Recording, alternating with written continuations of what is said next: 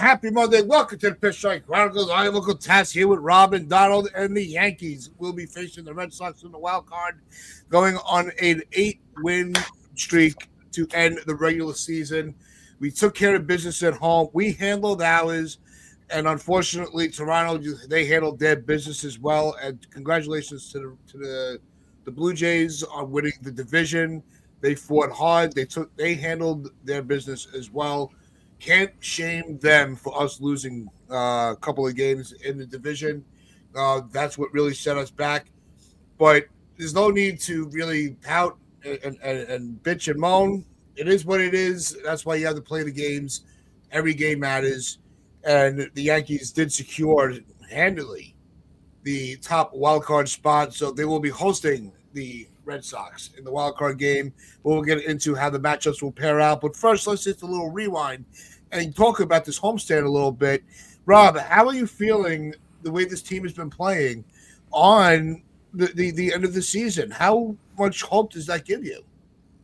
I mean, you can't feel bad, right? I mean, first of all, about the division, we have no one to blame but ourselves. So Yep. there should be no finger pointing, like certain people are doing in the chat. It's not Kevin Cash's fault. It's not the Blue Jays' fault. It's the Yankees' fault. It's as Yep. simple as that. However, Yep. they are playing their best baseball of the season at the right time. So they could not be hotter going into the playoffs. And what were you talking about a couple of weeks that maybe they need something like this? Maybe they don't need that bye. Maybe they need to keep playing because that time off seems to always do them bad when it comes to the playoffs. Whenever they get that break, it seems like they struggle in the first series. And maybe now they're going to pretty much play one game later or one day later after the final game. Maybe that's a good thing. Kind of keeps them in their regular routine, and then they can go out and hopefully take care of business. But they're playing their best baseball of the season. Pitching's been good. The lineup's been great. Judge is red hot. Ben Rice is red hot. Stanton's heating up again after being cold for a little bit. And the right guys are getting hot at the right time, and the entire team is performing. So, I mean, you could not have asked for a better finish of the season. They put up a fight when it didn't look like they really had a chance to come back and win the division. But it came down to the very last day. That says a lot about this team. The fact that they finished with 94 wins after it was really realistically possible, they could have had like 86 and and maybe missed the playoffs, something like that, the way they were playing in the summer. So I'll take it, man. I would have loved the division, of course, but 94 wins, despite how bad the months of June, July, and August were, or half of August at least. I mean, they're playing their best baseball at the right time. So let's go. I'm ready for tomorrow night. Donald, where's your excitement level? I think the Yankees are playing. I think they're the best team in baseball right now. If you look at everything, everything is the. If you look at everything in terms of each individual area, pitching, it's been great. Starting pitching's been wonderful. Um, what about Cash Schlittler pitching a shutout over 7 innings? You got Rodon, you got Max Fried, who are amongst the best pitchers in the American League this year. Max Fried just won the most wins in the American League for a starter with 19. So our starting pitching is great. Still got Luis Gil, who kills the Red Sox as well. Starting pitching's there. Bullpen has been so much improved lately, and that's been a key to our winning streak. The bullpen has really, really improved, and it really helps that you got Bednar closing things down in the ninth inning. So you got that area looking pretty good. The defense has been much, much improved. It's been pretty solid. The base running has been excellent since acquiring my man Cabby. All the factors are coming together, and the whole lineup is cooking. The whole lineup is cooking. I was going to say 1 through 9, maybe not quite 1 through 9, but it's very deep. It's at least 7 deep, and that's pretty good. You know what I'm saying? So everything's kind of coming together. The Yankees are red hot, and I feel pretty good about them going into the wild card series against Boston. Big G destroys Boston. He loves playing the Red Sox, so I feel pretty good about that. I think Judge will have an improved playoffs. I think he's gonna be on a mission. He's not gonna want to go back to what happened last year. He's going to be on a mission. I'm sure of it. So, and then you've got guys that just love to hit in big moments like Bellinger. I think Ben Rice as well, and you got the big sleep. So I feel good about this team. I really do. As for the chat blaming Kevin Cash, come on. I mean, at the end of the day, it's not the Rays' job to do it to do the Yankees a favor, to do a Yankees a solid. It's not their job. It was our job, and we were one game short. Um, at the end of the day, I truly believe that I don't believe the Yankees deserve to win the division purely because they really struggled against teams in the American League East, and they did so through most of the year. They got hot at the right time, great, and I'm really, really proud of them because I did not see 94 wins. I don't think anyone would have saw 94 wins, especially at this point at the end of July, start of August. I don't think anyone would have foresaw that. So the fact that the Yankees went and did this run is a credit to everyone. So absolutely. By the end of the day, they were one game short. That's the Yankees' fault.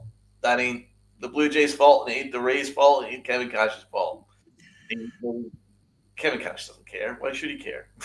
It's not his job to care. So their season was over. So he was just like, I'm going to play a bunch of my kids and whatever. And I don't think they deliberately tanked. I just believe that their season was done. And who gives a fuck? It's the last game of the year.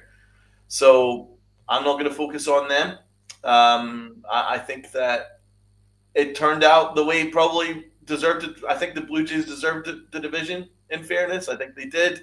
They were the most consistent team through the whole year. But I don't think that changes much in terms of how I feel about the Yankees. I think the Yankees is a harder team. I think the Yankees are harder than the Blue Jays. So I feel pretty good about whatever team the Yankees face right now. But a lot can change. As of right now, over the last month, I feel good about whoever the Yankees face. But the postseason is a completely different animal. It can completely change on a dime. So I can't make predictions. But all I will say is I'm very, very proud of the way that the Yankees have played over the last month and a half. And they are the best team in baseball as it stands in terms of hotness. Let's see if they carry it on into October. Especially against Crochet, right? Sorry, Tats. Just we can't be like, oh, they're gonna kill them because Crochet is one of the best pitchers in baseball. So it's a tough matchup. But in terms of confidence, I'm not going to sit here and say we're going to beat them 2-0 because the Red Sox are good and they've kicked our ass all season. So you can't take them lightly. It's good that we're at home, and hopefully a couple of our big guys can have some clutch hits. Sometimes that's all it takes in October is who gets that big hit.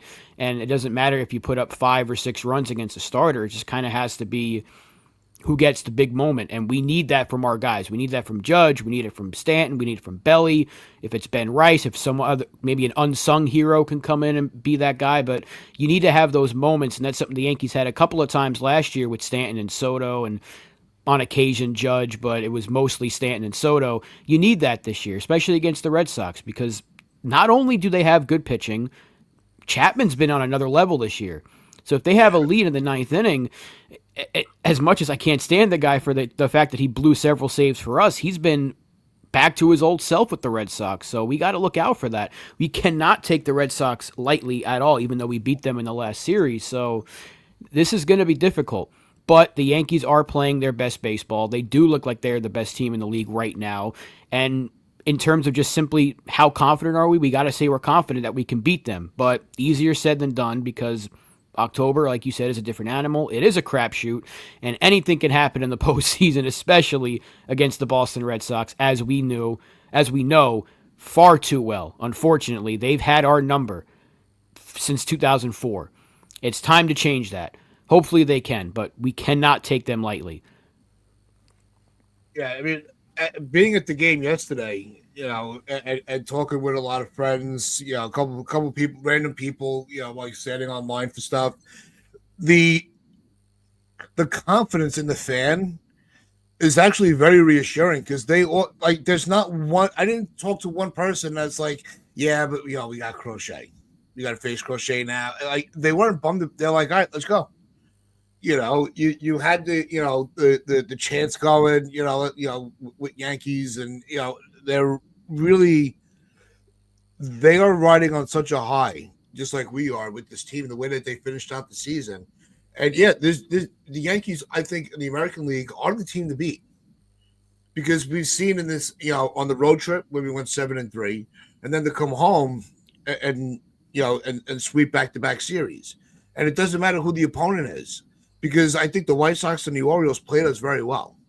They didn't roll over. Like they really put the effort in to kind of they wanted to ruin the Yankees' chances. And I also think it speaks to the resilience of the Yankee organization, that they're like, look, we may have tripped up. They kept the pressure on Toronto to win their games. That's how well they were playing. And unfortunately, halfway through the game with Toronto and Tampa, Toronto just put the nail in the coffin with the runs they put up. But when you're dealing with, I want to ask you guys the question. I brought it up a little bit on Friday. I want to get your takes on it. When it comes to now, how are you going to align the pitching? I'm leaning more towards a Joe Torre approach, that game 2 is going to be the more vital game. And do you have Rodon go game 1 and Fried game 2?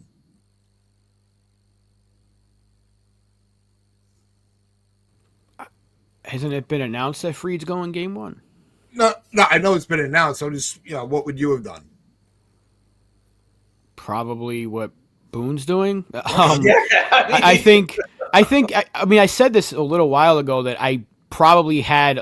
I mean, at the time, I had more confidence in Rodon because Fried had been struggling, but then Fried in his last 3-4 starts has been Cy Young style again. So I don't think there's a wrong answer.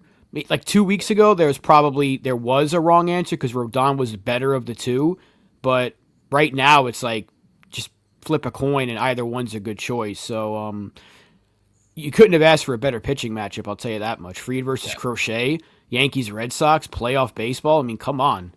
Even if you hate both teams, that's must watch baseball right there. So I think Boone's going fine. I think what Boone is doing is fine. You're going with the 2 best guys to start the series, and you need to win 2, and they're going to go with their best 2, Crochet and maybe Bayo. I don't know if it's Bayo in game 2 or who they're going to throw out there, but this is I think game 2 is Bello, yeah. Yeah, this is baseball. This is playoff baseball. You're going against the best, and you got to throw out your best. And I think Boone has it. I wish we had Garrett Cole, but Boone has it pretty perfect right now. He's got his 2 best guys going for game 1 and 2. I think he's doing fine with that. One time I'm going to give him credit because now he's got to prove me wrong. But that's the one thing I'm going to give him credit for. Fried game 1, Rodon game 2. You put yourself in the best chance to win. Yeah, don't overthink this. Fried's the ace of the staff. I mean, he leads the American League and wins in 19. I mean, what are we doing? We can't be in a position where it's Crochet, I'll just give them game 1. We need to match them. The only way you can match them is having your best. Our best is Max Fried. So let's go with your strongest. So let's not overthink it. It's the right call. Move on. No, I think it's as much as I think it's the right move. It was all I was trying to say. Would there be another way around it? Because I kept thinking about the last time we actually had a legitimate playoff manager was Joe Torre. And it just popped in my head about how he always emphasized the importance of game 2. So in a short series like this, I felt it fun to pose the question. If you guys would if there would be a different approach in such a crucial series. It's a best of 3. You really can't go with that because when Torre was managing, it was just 3 rounds, best of 5 and best of 7, and obviously best of 7. Most of the time, he was in the World Series. But he also had an amazing staff, so he could have went Pettit, Clemens, Cone, and been like, I'm fine no matter what order. Yeah, right. So or the year before he had David Wells. He had David Wells. Yeah, El Duque. So it's you don't really have right now. You really if you're Boone, it has to be Fried Rodon or Rodon Fried, so you really can't go wrong there. It was just a matter of who started game 3, and Schlittler has been better than Heel, at least his stuff, because Heel's velocity's been down a little bit, and his strikeouts haven't been there. Even though he pitched fine yesterday and the previous start, he hasn't racked up the strikeouts, which doesn't bode well for the playoffs, so I think going with Schlittler is actually the right choice. So again, credit to Aaron Boone. He's making the right decisions going into the series. Now it's going to be up to him to do it in game. But I think so far what he's doing is fine. The way he's announced the pitching, and we'll see who makes the roster. Now, he can change all those praises if he starts a certain player at shortstop, but that's another conversation. I know that the all the tests on Jasmine negative. How do you think that would how does that news affect Boone's decision making? Can we test Volpe's arm? What? Can we test Volpe's arm? Volpe can't be started. That injection, if they injected him with a baby's shoulder, what the fuck? Every throw takes 36 bounces to get to first base. What are we doing here? Yeah, that was bad yesterday. Why don't we, about 20 minutes into the show, why don't we say a good morning and a playoff roll call for the chat? Sound good? Okay. Let's say good morning to John the Beagle Dad. He was the early bird. So 9:30 last night. Congratulations, John the Beagle Dad. More like the late bird. Dev Finch trying to beat him, but at 4:11 in the morning, somehow didn't win that award. But what's up to Dev? Jonathan, good to see you. Jared, good to see you. Healing Men's Hearts, my arch nemesis Sunil in the chat. FJ, my dad's in the chat. TC, good morning, TC. NFE's in the chat. Doran was in here with the question. I want to answer that. Who had the closest win total when we did our preseason predictions? I think that was me. I think I had 92. That was after the Cole injury. Rob won. I think I was sitting around 90. I think I had 88, 89, which it was going to be a walk until a month ago, and then the Yankees just They turned it up at the right time. A month ago, you would have had the over. That was in, man. Easy money. But my prediction about Volpe was spot on. Absolutely nailed it. You did. I rewatched that episode. I was like, Jesus Christ, he was completely right about Volpe. I wish you were wrong. What's up to Spencer? Good to see Spencer. Good to see our usual suspects. Everyone's here bright and early to celebrate the Yankees clinching that top wild card spot. We're getting ready for Boston. It's good. It's good baseball right now, and that's all we could ask for going into the playoffs, right? John Doe, I like this one. Keep Devin Williams off the field, please. Not happy about Devin Williams. He's been good. He's been better. He has been better. Egyptian Magician, what's up? Leiter's the one I have no faith in. Oh, God, he's terrible. I don't think he's making the roster. That's going to be interesting to see who makes it out of the bullpen, because we know that Warren will probably be in out of the bullpen over Heel. I don't think Heel's making the roster since he won't pitch. So shit, that's right. I wonder who's going to be like. Will Yarbrough make it even though he hasn't pitched?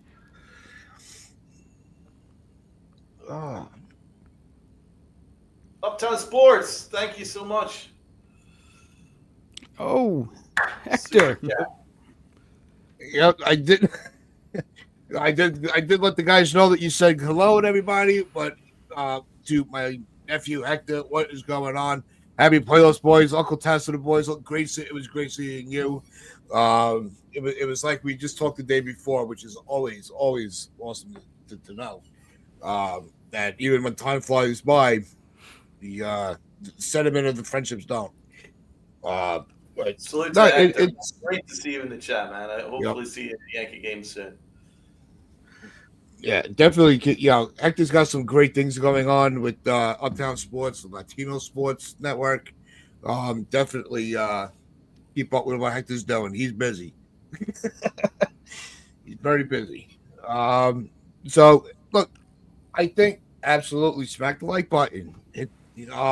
Sub up. And it's... He's here at the stadium for Yankee practice. Let's go. Oh, look at Hector. Look at Hector doing the big thing. Busy. He's busy. I wasn't lying. That's why you need to be subscribed to Hector. That's why you need to be subscribed to Uptown Sports, because he's going to bring you that kind of content. My man Hector putting in work no matter what, and he still finds time to pop in and say what's up. So thank you, Hector.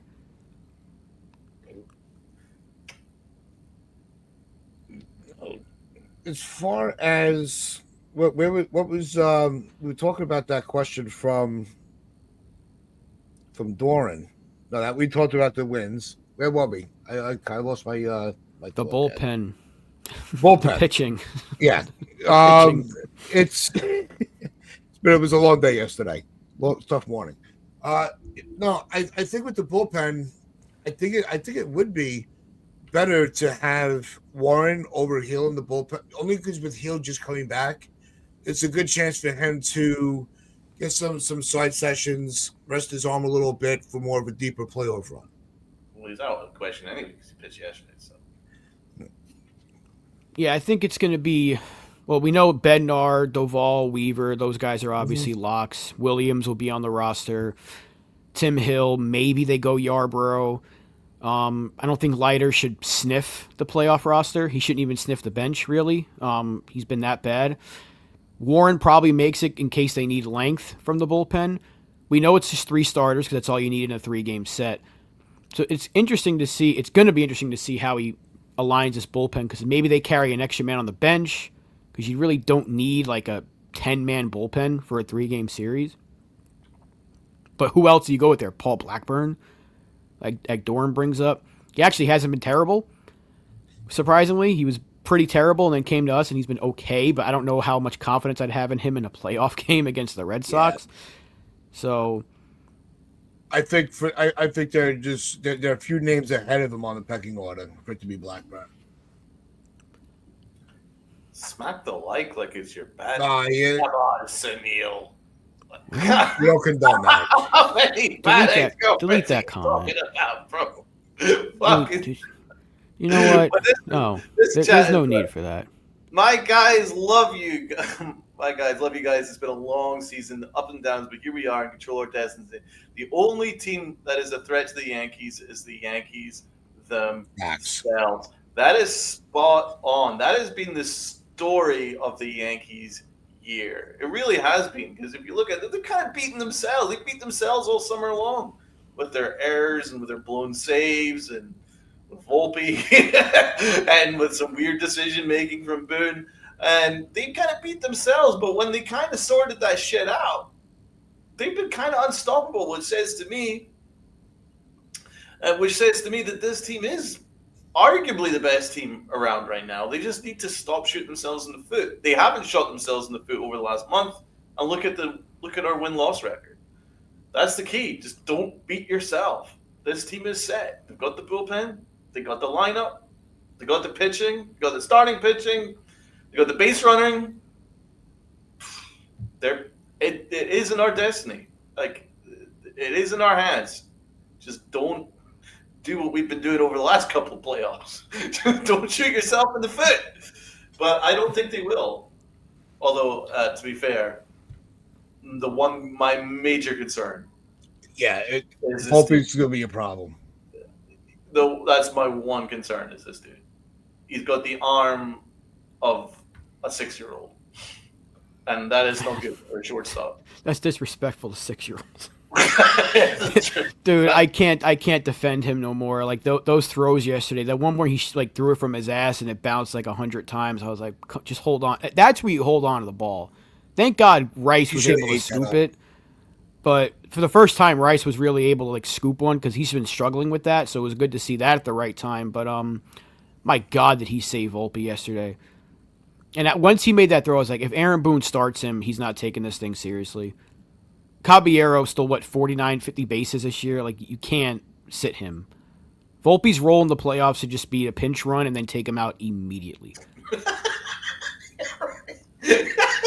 Right? Oh shit. Ben Rice saved his ass. Ben Rice was like fucking Spider-Man at first base to save Anthony Volpe. Thank God. But you could even go back from the whole season with Rice and Goldschmidt. If we had any different of the first baseman over there besides those two, he could easily have had 10 more errors. Oh, are you kidding? Jesus, he would have like 40. Duran, have you seen Volpe try to bunt? The last time I saw him bunt, he popped it up. So I don't want him to bunt either. As Rob says, pinch run. That's all I want to see him do. That's all he needs to be doing. He should be used the way they want to use Caballero. Yeah. Just flip the roles. That's exactly what they should do with him. And then have Rosario come in for him if they have. The only way Volpe comes in if he's pinch running very late for Stanton. That's really the only way I see it. Facts. Yeah, but I also think Boone's going to need to be, even more strategic of when he pulls Stanton. You don't want to have him sitting on the bench too early in the late game. If you're in a tie game, do you take him out in the 8th after a single? And hope that his spot doesn't come back around. I think you have to take that chance, right? Like, let's say he gets on to lead off the inning in the bottom of the 8th and it's tied. You would rather have Volpe running the bases than Stanton. That's not a knock on Stanton. We know the dude can't run and Volpe can. So, that's the one time. I think that's the only time you do it. You've got to put your confidence that the rest of the lineup's going to be able to get that runner in, and then you go to Bednar. If everyone does their job, that one run should be enough to win you a game. But easier said than done, of course. But that's really, it can't be like in the 6th inning, right? Because that part of the order will come back around. It has to be like 7th inning or later that you make that decision, preferably as late as possible because you don't want Volpe up in a big spot. Do you guys agree with Hector's idea of having Cab as short and Rosario at third base? Yes. That'd be cool. McMahon's defense is no great, shame on but McMahon, but I think that you can't hit lefties. Yeah. Rosario can. That's why you brought him in, right? Mm-hmm. Right. That's true. And then McMahon can come in later in the game when you have to go against the righty. Righty. Yeah, that makes sense. I mean, yeah, it's no disrespect to McMahon. McMahon's glove is unbelievable. It's a matchup then. Yeah, he's got a glove like Scott Brocious. He really does. He's a phenomenal third baseman. It's just I'm not sure if we can afford to have that bat. However, the other way you look at it is what means more, having that really quality third baseman on the hot corner when you got Max Fried on the mound. Yeah. Maybe you want that security and defense because defense wins championships. Doesn't matter which sport. It's true. I'm going to predict, just considering the way that Boone has used Rosario, I'm going to predict that it'll be McMahon at third base. I think they'll play it safe, and it's with Fried on the mound. They'll want to make sure that they've got third base sorted with defense.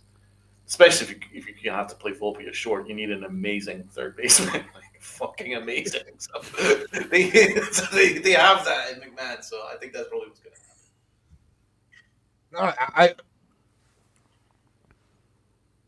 I think Bones is it's going to be McMahon, Volpe, Jazz, and Goldschmidt to start the not Goldschmidt, Rice. He's going to go with Rice at first tomorrow. You think so against Crochet? Because Goldschmidt actually crushes lefties. Yeah, they both hit lefties really well, and freaking Rice is hot right now. Do you catch Rice? I would catch Rice. Because Wells hasn't necessarily hit, although Fried did pitch to Rice for the first time. I think that was kind of a test run. I don't think that was done by accident to have Rice catch Fried the other day. Fried Rice, yeah, even that's not how you say his name, but I think that was a test run for Game 1. I think Boone knew that eventually it was going to have to come down to Rice being the catcher in October, so that's why he had him do it. Up there, Felix, definitely up there. Let's talk about Aaron Judge. Batting title secured. Let's all say a big congratulations to Aaron Judge on another magnificent season. Absolutely magnificent season. if you look at the statistics right across the board, comparing him with the big dumper, it's just such a stupid name. But anyway, with Cal Raleigh, you compare the numbers; they're not close, apart from home runs. But actually, to be honest, it was kind of close because they refused to pitch to Aaron Judge this year. So if they pitched him a little bit more, then he probably would have had 60 as well. So I think that I have to be honest, because obviously the last time we talked about this, I said maybe Cal Raleigh, but then Aaron Judge has been absolutely stupendous over the last month. He's been crazy, and now I think he's run away with an MVP. I think he deserves it. I think the MVP deserves to be Aaron Judge. And a personal note, thank God he didn't beat Roger Maris. Cal Raleigh. I didn't want Cal Raleigh to beat Roger Maris at 61. I'm an old school guy. I want history to remain, and Roger Maris at 61 is an incredible story, and I didn't want anyone else other than Aaron Judge or any other Yankee or anyone other than the Yankees to overtake 61. So 60 is perfect. Big shout out to Cal Raleigh, though. He was amazing. 60 home runs for a catcher? Are you freaking kidding me? And if he does win the MVP, I will not begrudge it. I think honestly, in any other circumstance, the season that he had is an MVP season. It's just when you look at the run, Aaron Judge's runs, OPS, WAR, he's not that far off in home runs. RBIs is kind of right there too. Batting average just like 100 times better. I think he kind of wiped the floor with him in those areas. Probably gives him the MVP, but listen, if it is Raleigh, then I tip my cap because he deserves it. He was great too. Yes, I spent pretty much ended up doing the whole show on Friday, making the case for both of them of why they should be the MVP. It was just, you have two special years like this. It's a toss up, and it's just going to be a matter of how they vote. But I think if it's my opinion, I'll just say it real quick and get Rob his chance. There's no wrong answer with the MVP this year. Sorry, I'm going to stand by that. Yeah.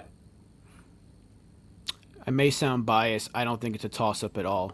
Aaron Judge is the MVP. Not to take anything away from Cal Raleigh. I'll put it this way. If he wins, I won't be mad. 2017, I was pissed because they robbed Aaron Judge of the MVP. That's why I say he's going to be a 4-time MVP when he wins it this year. If they give it to Raleigh, I'll understand it because I used the comparison of SGA and Jokic from last year. I thought it should have been Jokic, but SGA won because he was having a fantastic season. I understand that. I can see them doing that because what we saw from Cal Raleigh this year is probably never going to happen again. Yeah. Even from him, I don't know if he's going to hit 60 again. It's so difficult to do that. If he hits like 50 next year, you're going to be like, wow, it's a down season. But he's having such a fun, incredible season, you can understand why he'd get it. But something that I brought up a couple of weeks ago, and Donald rightfully corrected me on, using the logic of the voters, it should go to Aaron Judge. But they don't use their own logic, so it's probably going to go to Cal Raleigh. However, I think even a lot of because Jeff Passan was like, baseball players are saying it's Judge. Anytime they ask a player, they're saying Judge. You can't be the leader in average and on base and slugging and OPS, 53 home runs. He wasn't that far away, even though he missed time, and he had more intentional walks than every other team this year. That's something that cannot go unnoticed.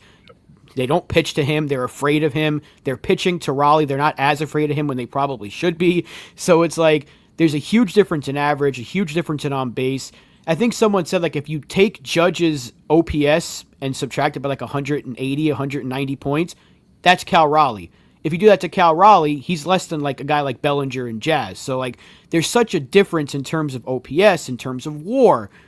Judge has him in every category but the homers and RBIs. That's the exact reason they gave it to Altuve in 2017, because he had Judge in the batting average and the hits.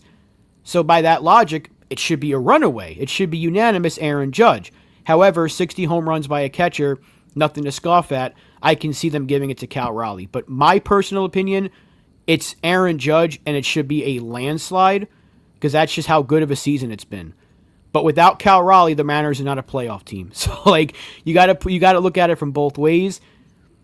It will. I think it's gonna go to Aaron Judge, but I can absolutely see a scenario where it goes to Cal Raleigh simply because they don't want the same person winning every single year, and these voters are all over the place. However, if they do that in the American League, then Schwarber needs to win it in the National League. Although Ohtani should be the MVP again. Like, you see what I'm like? There's so much comparison between both leagues. Like, you have someone that's doing incredible things, but it's like last year's MVP is repeating his performance in both the American League and National League. Do you give it to them again and have this kind of fatigue of like it's the same person over and over? So I can see like the voters want to do some like variety thing, although that kind of takes away their integrity, but they don't really have integrity anyways, because there was that one jackass that didn't let Jeter get the unanimous vote. So fuck them as far as I'm concerned, all the voters. I don't know what's going to happen. I think it should be Judge, but I can see Raleigh getting it and I wouldn't be mad. Yeah, I mean, if you look at the run differential, so Aaron Judge had 137 runs, Cal Raleigh 110. That's pretty significant, you know? Yep. 179 hits to Raleigh's 147. Lynn brings up walks. Raleigh had just 97. Aaron Judge had 124. Batting average is ridiculous. We're talking to 331 as opposed to 247. I mean, that's not even close. On base percentage is another big one. Raleigh 359, which is normally pretty good, but not compared to Aaron Judge, 457. That means he was on base almost 50% of the time. It's like stupid. The slug 688, Aaron Judge, Cal Raleigh 589. That's a big difference. That's almost 100 points. Same with OPS, 948 as opposed to 1145. It's not really close there. Aaron Judge had 2 triples to Raleigh's 0. He had more doubles and 53 as opposed to 60. But to be fair, Cal Raleigh played in 159 games. Aaron Judge only played in 152. So if you're really looking at it, Aaron Judge played 7 less games than Cal Raleigh. I think he would have had 56, 57 home runs. And let's not forget that Aaron Judge was robbed of a home run. So actually, technically, he has 54. Yep. Yeah, you're right. Thanks about again, that. I forgot about that. Yeah. Well, that was bad. This is all Tampa's fault. It's still stuck in the tree somewhere, and they're still like, Yeah. oh, still. It was full. And TC's brought up a good point there. Is his Gold Glove defense, although Cal Raleigh did call some great games behind the dish. So And that's a good pitching staff in Seattle. This is not like in any way disparaging what Cal Raleigh had. Like, you're talking 60 home runs for a catcher for the Mariners. I mean, that's pretty impressive, man. When you're basically the lone bat in that Mariners team, let's be honest, and he just kept doing it. That's hard to do, really hard to do. And then to go out behind the plate and call great games, that's hard to do as well, man. Like, that stuff doesn't happen. You don't get catchers hitting 60 home runs. That shit doesn't happen. So, like, you can make a very strong argument for him, and deservedly so.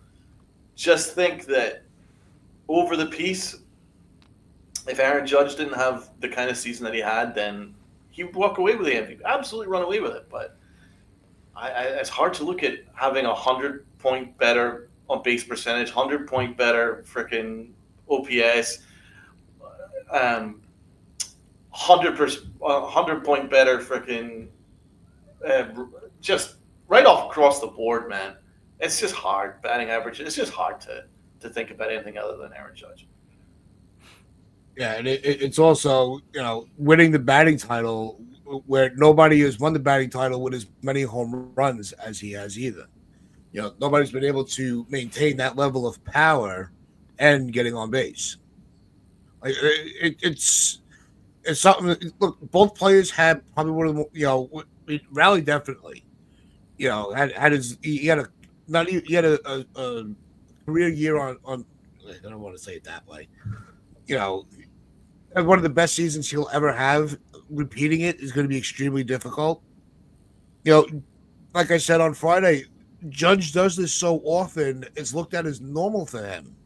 We don't even you have to really step back and realize how special he is as a player. Yeah, you take it for granted a little bit, for sure. I don't.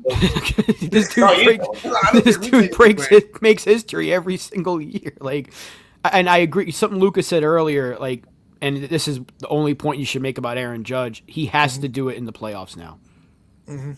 There's no question. The regular season, Aaron Judge is the best player in baseball. He needs to prove it in October now. That's all it comes down to now. And that's why I said the last time we did a show, all three of us, I said, even though they have a much better lineup around him this time around, it's still going to come down to him. He has to put this team on his back in a sense that if he does not perform, the Red Sox are going to run us over. And he needs to prove a lot of people wrong this year, including myself, because I as much as I love the guy, he hasn't done it for us in the playoffs since 2019. So his last 3 playoff runs have been bad. They've been really bad. So he needs to be better.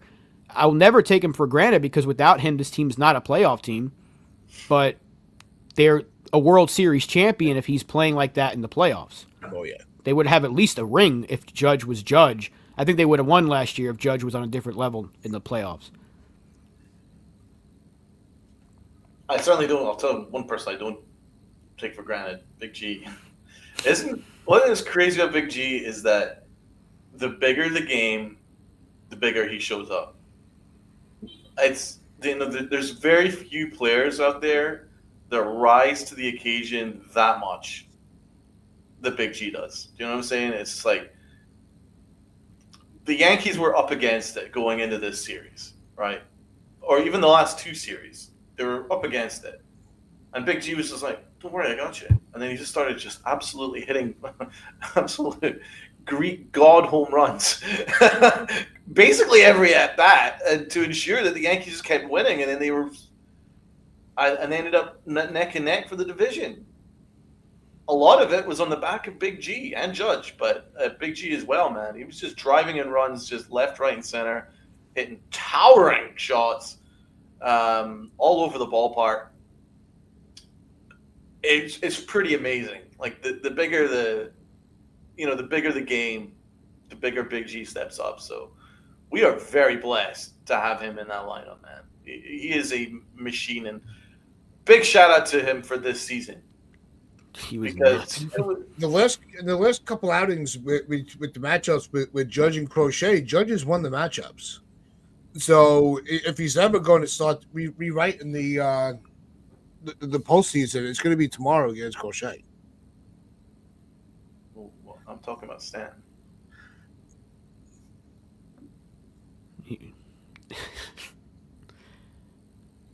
Stanton has been having a really good season, though.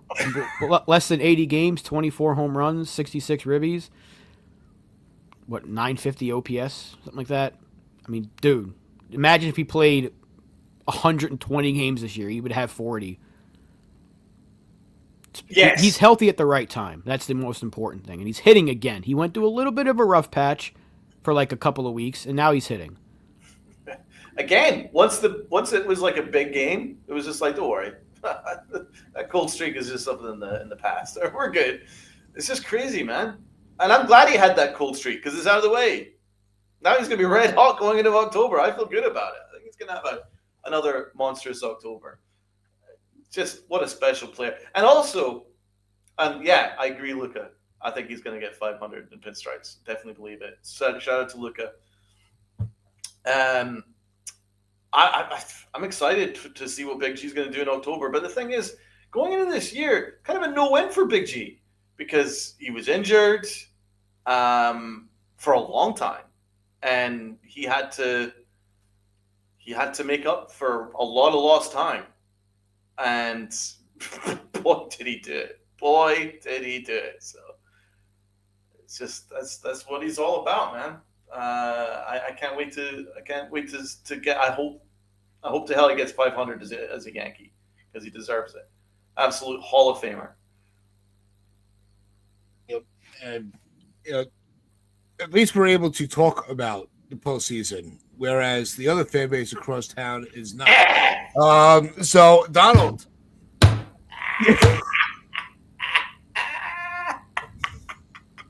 Who's got the last laugh now?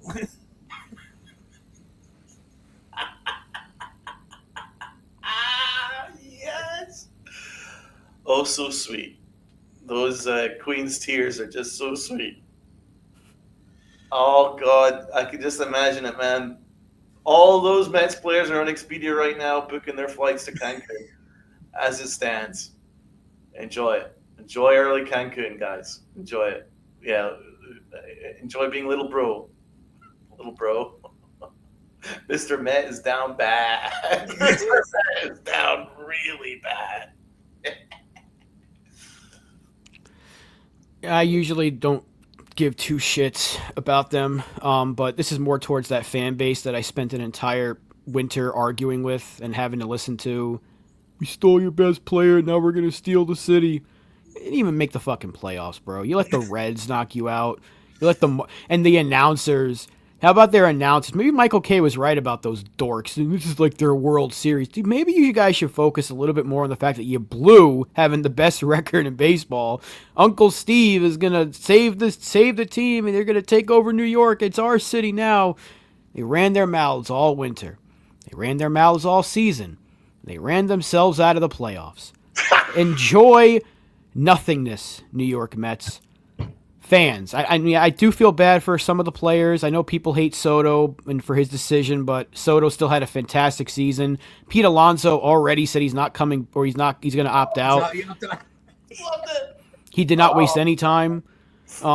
Maybe he comes to the Yankees. I think they're going to end up bringing him back anyway, but yeah, to those fans that I had arguments with all winter, I don't feel bad for you.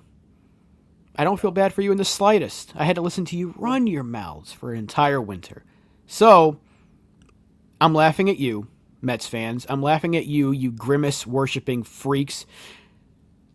Enjoy your offseason. Because ours hasn't started yet. It might start soon. Who knows? But the way the Yankees play in October, but yours started a hell of a lot earlier. What was $350 million payroll and you couldn't even crack 85 wins? Yeah, Uncle Steve really did. Oh, David Stearns, the best GM. I got the best owner, the best GM, the best manager. Or your former bench coach is the best manager in the state. Somehow Aaron Boone shits on him. Man, oh man. What else could have went wrong for the New York Mets this year? I fucking told him about Clay Holmes. I fucking told him. He actually wasn't that terrible. He wasn't that problem. He actually had a pretty good season, but a lot of their players didn't. So you know what? You kind of have, yeah, I'm sorry. Their pitching staff was ass. What? No, Holmes was fine considering. Biggest payroll, biggest collapse. It was actually one of the worst seasons in Mets history, considering the expectations. And that's saying something, considering they're an organization built on failure. So they should be very proud that they managed to outdo themselves, considering their whole existence is based on being little bro, you know? Since day one, the Brooklyn Dodgers went to LA, and then the New York Giants went to San Francisco, and then they just became the Mets. And the Mets have just been the Mets, and that's it. As Derek Jeter says, they're just the Mets. They're just hilarious. They're just irrelevant. If there is an irrelevant ball club in baseball, it's the Mets. They're just completely irrelevant. The only thing that made them semi-relevant was 1986, and all the coke addicts that snorted coke all the way through 1986, and they won a couple of games. Good for them. Now they're just an embarrassment. Yeah, Juan Soto gave them some pleasure for about a week. And then Juan Soto just decided just to go, fuck this. This is fucking shit. And, yeah, He didn't come up in the clutch for them. Nobody came up clutch for them, apart from Pete Alonso, but he's gone next year, so that's great. Love it. Absolutely deserve this. You guys deserve this for all that big talk. Oh, yeah, we're the big bro. Yeah. What did Jeff Passan say? Oh, yeah, Jeff. Yeah, now the Mets are the big bro because they got Juan Soto. Well, the Yankees finished with exactly the same record of wins, despite losing top 5 player in baseball. Still finished with the same win total, 94. And what are the Mets doing? Where are they? Yeah, they're crying. They're crying. It's so sweet. But what kind of a doofus organization has a giant inflatable baseball as a mascot, Mr. Met, and then a big purple dildo as their other fucking mascot? I mean, what on earth are they? What are they as an organization? They are a bunch of clowns is what they are. And I love it. I love it. Well, they can take their dildo and they can take their inflatable baseball and shove it up their fucking ass. Meet the Mets, beat the Mets, always. Let's go Yankees. Yeah, it's all we heard all off season. We're the big bros in town. We got Soto, Steve Cohen and his big beautiful paycheck, and all this big beautiful money. Bringing in David Stearns, small market GM with a deep pocket. This team's gonna be stacked. Well, they're stacked. They're stacking their suitcases right now. That's what they're stacking. Their suitcases. Yep. You think about how much money that an unlimited amount of money, because I'm pretty sure that Cohen somehow committed a Ponzi scheme to get that money, but that's another conversation. They spent it on Frankie Montas and like Ryan Stanek, whose first idea was to come over, like, these are the real fans in New York. Well, so fuck you to him as well. And those fans were giving up after like 2 weeks of the season. They were booing Soto and they were saying all these different things. So it's like the fans deserve this. They have some players that I really do like on that team. Like I'm a fan of Edwin Diaz. I like Lindor. He's a hell of a player. I love Soto. I still love Juan Soto, no matter what his decision was. I love Juan Soto. I like Alonso. He's a sellout, but I love him. Yeah, but those fans, they deserve every last bit of this. Oh yeah. And I know a lot of our Sports Wire family are Mets fans. So I'm laughing at you guys as well. Yeah, you Sorry, guys Tom. You deserve it though. You absolutely all deserve it. Every last one of you. And I hope that you all listen to this as well on the radio. Tom, I know you're going to listen to this as well. You deserve it. Well, not maybe Tom, because he wasn't doing as much talking, but the rest of them. I'm not a big trash talker. The rest of them were. And you know who you were. You Sports Wire Mets fans. You deserve it. We're the ones laughing. Yeah, but the Mets have Juan Soto, so it's okay. We have to give it back. After all this shit that we took all off season, we have to give it back. Oh, yeah. Oh, absolutely. It has to happen. And the truth is, I didn't look at one Met game. The only times I ever looked at the Mets was when we played them. That's the only time I even paid attention to them or the box score. I didn't even fucking know. But when I saw they were losing 4-0 to the Mets in game 162, I text Rob going, I mean, are the Mets getting thrown out if they lose today? He's like, yep. And I'm like, so it just shows they are irrelevant. I don't give a fuck. I'm just loving the fact that they managed to do this with a $300+ million payroll. It's absolutely hilarious. It's one of the worst seasons, considering expectations, that you could have. You look at those stars. You got Pete Alonso. You got Juan Soto. You got Francisco Lindor. And you got Big Bad Cohen and his multi-billions. And they can't even make it to the third wild card. It's designed to have the big market teams in there. Do you know how hard it is to miss the playoffs? And they did it. Fucking kudos, man. That's great. Thank you. Beautiful. It goes back to a comment I heard on sports radio months ago when it was referred to that, how Juan Soto would have played on the moon for $10 more. It didn't matter where he was playing. He chased the money. But the the funny part, what really makes me laugh about it, is it was all the money that was spent. It means nothing if they're not going to play as a team. Like that's what made the Yankee dynasty so special. And we saw what the Yankees tried to do in the teen years, where they just tried, just taking contracts and try to plug holes in a sinking ship that was starting to diminish a little bit. It's that's why the Yankees had to pivot and start looking at how much their budget was. So spending the most money, guys, Mets fans, it's not guaranteeing you anything. Because all we were told for years, the Yankees only win because they buy their championship. Right. No, you just learned right away. Spending top dollar doesn't give you top billing. Yeah. Well, especially when they didn't add to the team on top. Like they brought back Alonso, but it took them forever to get that done. And their pitching was very suspect, even with Holmes having a solid season as a starting pitcher, which still shocks me. But like their bullpen wasn't very good. Their rotation wasn't very good. What was it?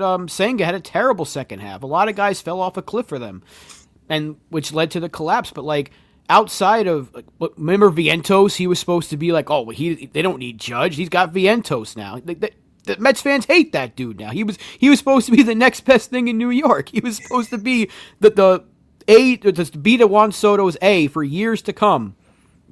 Now it's Brett Beatty's job after they try to trade him this offseason. So they don't know what the hell they want. So I'm still laughing at the Mets fans because they just don't know what they want. They wanted to boost Soto. Then they said we should all cheer for him. Then in the middle of the season when he was hitting, God, wow, what a shocker. One of the best hitters in baseball was hitting and doing his job. Dude had like a 40-40 season. And they're still finding ways to get mad at him. I mean, it's not Juan Soto's fault. Yeah, he's going to... That's a really good point. I forgot about that. The Mets here are completely booing like their big guy that they were parading around all off season, sorry. And then suddenly he was the enemy number one. Then he gave them a 40-40 season. Met fans deserve this. They don't know what they want. They're always screaming blue murder into the air. And it just, for what? You're the Mets. Ugh. But honestly, I think your dad's right here. So is counting his millions is good. You think he gives a shit? And that's part of the problem. I think he does. That is part of the problem. Because what I saw about Soto last year is he really gave a shit. It was a contract year. That's a big thing. But, he was inspired playing in the Bronx. And he played like it. He did his thing in the Mets, but it wasn't quite as inspired. Let's just put it that way. And I think that Mets team of a whole team of mercenaries there. Apart from Pete Alonso, but they didn't even want Pete Alonso back last year. It took the last minute to bring him back. They weren't even that fussed about bringing him back. And he was ended up being probably their best player, which is quite ironic. And he's going to leave. They were going to hold up. They were holding hope for Vlad. Yep. The fans wanted Vlad over Alonso. My prediction is I think Pete's going to leave. That's my prediction. I think he's going to leave. I would love it to be the Yankees, but I think he's going to leave. And it's going to be very, very funny. I think we've spent enough time on those purple blob-worshipping freaks. Maybe. Blob-worshipping freaks? Yes! Beautiful. Enjoy Cancun, guys. Enjoy. Yep. But we hope that you guys did enjoy the show. Listen, it's... Hold on now. One second. I disagree with this completely. Okay. That we would have won less games, I think, with Soto. Yeah. We wouldn't have Max Fried. We wouldn't have Cody Bellinger. Right. We probably don't have a lot of this bullpen either. I don't think we have Bednar. Right. So, because Soto would have ate into pretty much all of our budget. And they went over a little bit to bring in more guys, but like they don't have Bellinger. They don't have. I think they still would have got Devin Williams, which. So yeah, without Fried and without Bellinger, who knows what this team is?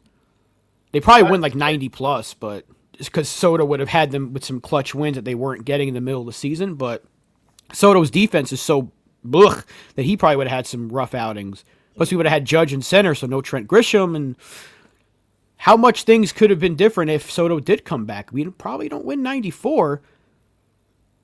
I don't think we would have Max Fried if we signed Soto, Lou. The No, Yankees then didn't we have. would have lost Garrett Cole, and then we've been up against it. We would. That would have been. That was their plan B. Was Fried and Bellinger. That's it. And that's the thing. That's where you can circle it back to the Yankees, so we don't talk about those crack addicts or cokeheads in Queens. The Yankees pivoted brilliantly. Do you know how hard it is to have a 94-win team last year, lose top 5 player in baseball, especially to your rivals, and then you then take a step back and go, right, this is how we're going to allocate the funds, and they did it wisely without panicking. That's hard to do, and they did it very, very well, very astutely. Cody Bellinger was an absolute steal of a trade. Like, that's robbery. Like, honestly, that's like freaking ski mask, robbing a bank robbery of a trade. But then you then go and you augment the rest of your group, and you do that. You bring in Max Fried, the best pitcher in the market, and pitching wins championships, man. And Max Fried was phenomenal this year. 19 wins. He was absolutely amazing. And to step up as the ace after losing Garrett Cole, that is also hard to do. So a big shout out to the Yankees, man, because not only did they get laughed at all offseason, which they did, and then to start spring training, you lose your ace, right? They lost their ace. You're like, God, we're cooked. No, far from it. They just kept going. Says a lot. Yeah, Says a lot. There is a lot of chemistry with this team. That's what I noticed, especially as the year went on. Now, obviously, the summer aside, I was freaking raging, and rightfully so. But after the summer, they really got down to business, especially after the trade deadlines. Great trades by Cashman, Bednar especially. Caballero was a steal as well. That's another ski mask steal. So Brian Cashman had a very, very good 12 months. Like, you could make the argument GM of the year kind of 12 months, considering the amount of work he had to do. So, you know what? I always call it as I see it. I've criticized him in the past, and rightfully so, but this year, I think he deserves a ton of credit for what he did, Brian Cashman.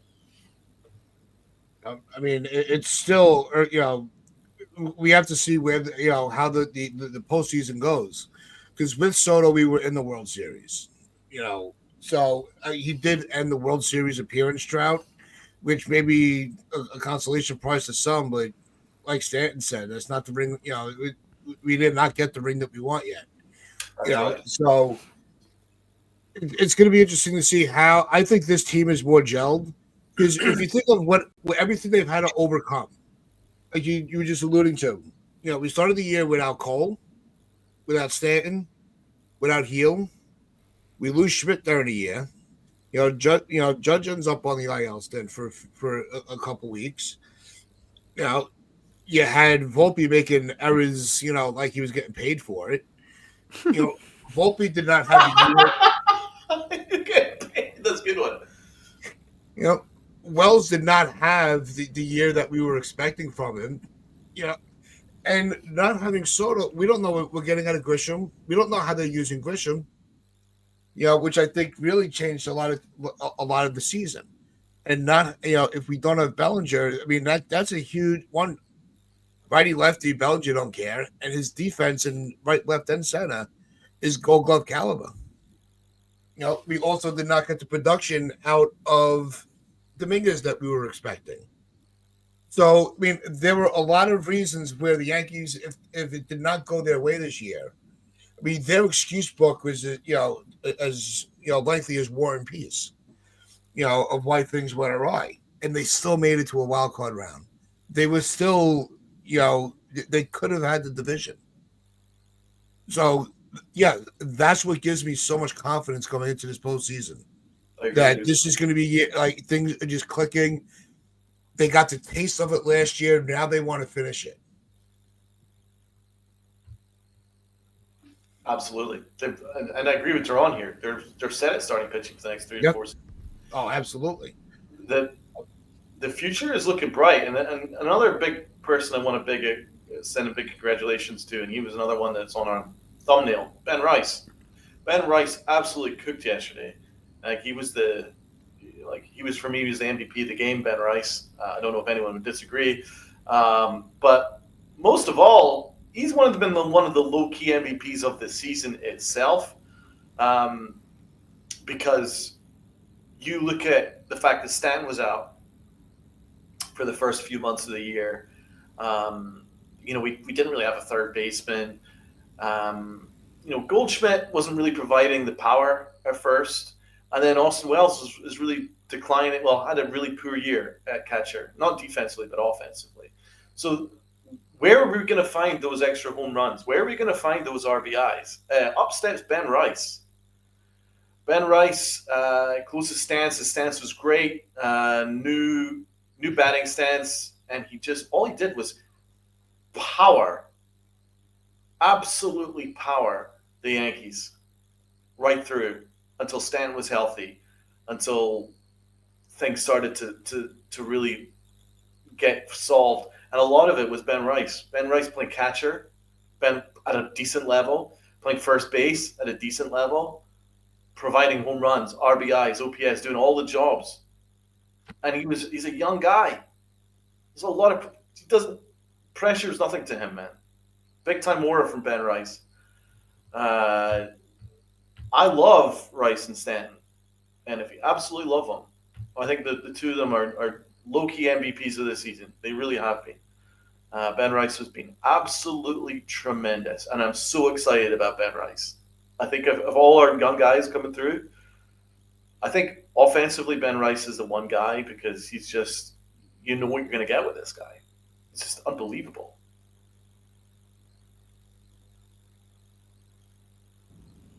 Shout out to Ben Rice, man. What a season. Mm-hmm. What a season for him. I'm glad, because in that episode we did before the season, talk about predictions, we weren't sure if they were going to give Rice the at-bats. Right. And they did.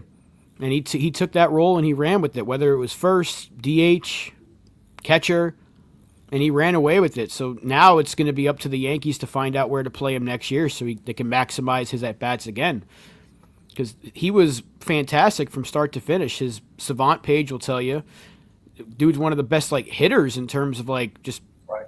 analytics. I'm not saying he's the best hitter in baseball, but the dude was unlucky pretty much all season and still put together a fantastic year. So big shout out to him, and I want to see where he's going to play this postseason and where he's eventually going to play for the team next year, whether it's at first or behind the plate. So I'm glad he's here.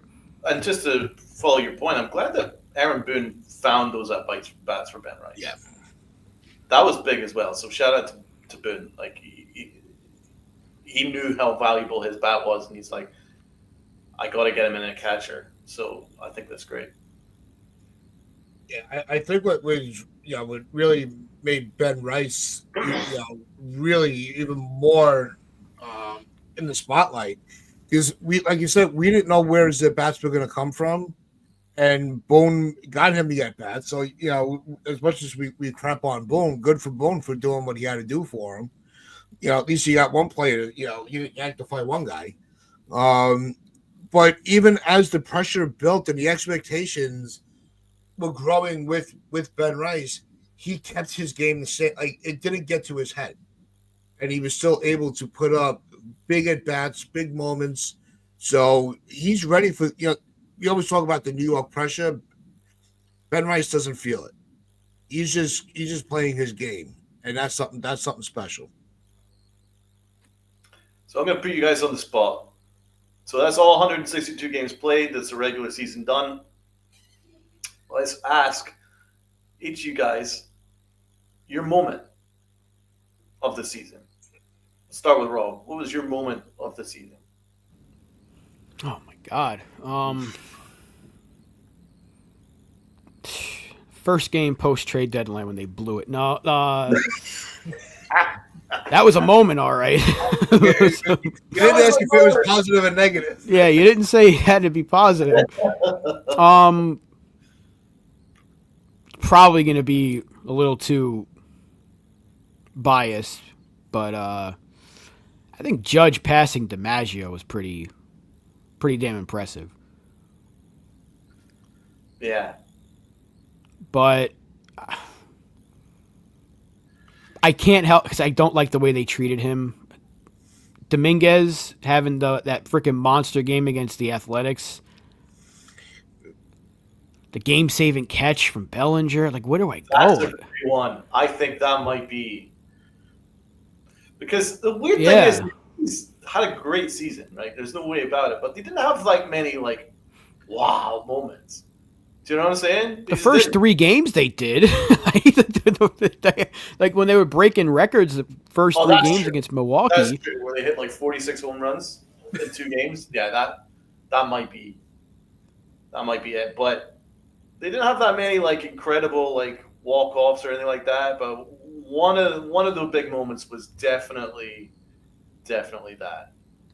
That was amazing. Yeah, I go with that one. Because that happening against the Mets, I think it might have saved the series. Was that the one we were playing in Citi Field? Yep. So yeah, It won the series, and it saved us because we were tanking. We were on full tank mode at that point. yeah, that's a good shot right there for Menifees.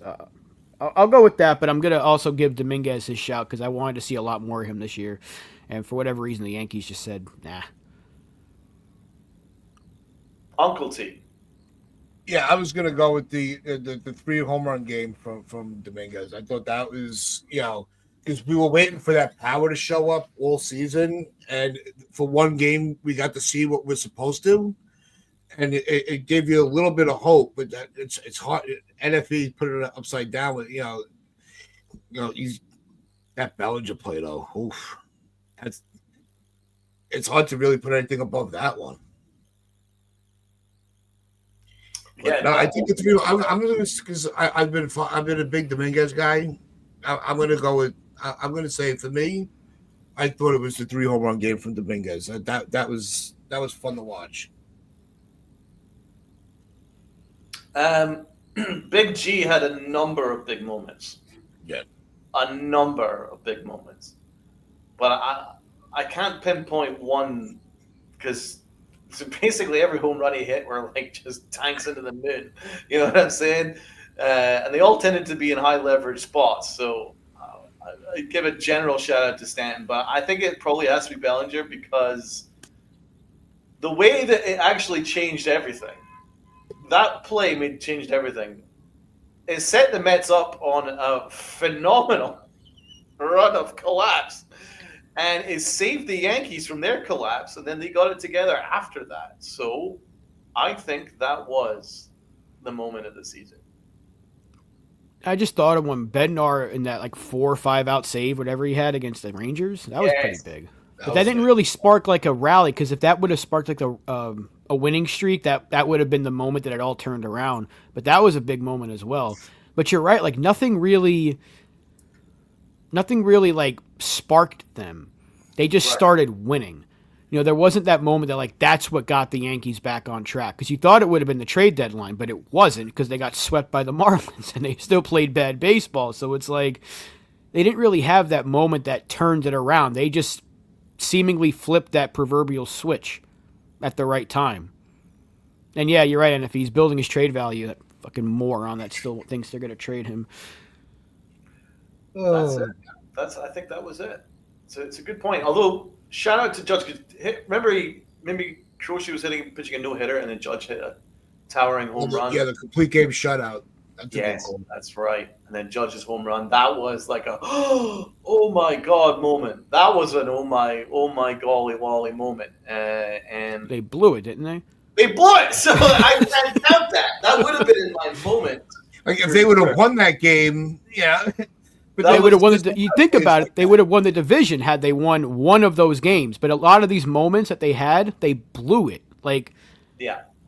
Just think if they had won one of those games, they would have won the division. Exactly. Which is why going back to our earlier point from an hour and 15 minutes ago, it ain't Kevin Cash's fault to that idiot that got timed out again. It's the Yankees' fault. Absolutely. But they finished on a high. 94 wins is really impressive. Yep. Very impressive. considering what we saw this summer, this was an Right. impressive end to the season. Oh yeah. A confidence boost for the for the postseason. But I can't wait to see what they can do. no, and we're going to be here Wednesday morning to talk about it, and I'm very much looking forward to that. So with that, make sure you hit that sub button, hit that like button, share this out, your friends, your family, the strangers on the corner. Thank you to everybody that has tuned in, whether you are on YouTube and you are a subscriber. If you are watching on X, thank you. Listening on SportsWire, thank you. And everybody as well on Facebook. Yes, there's an After Dark tonight at midnight, so tune in for that. So the members poll is still up. The topic for tonight can still be voted on. So you have until showtime to get that topic ready. And let me know what you guys want to hang out and talk about. So get those memberships and get those votes in. So with that, make sure you also wear those pinstripes of pride. Play on. Fuck Boston.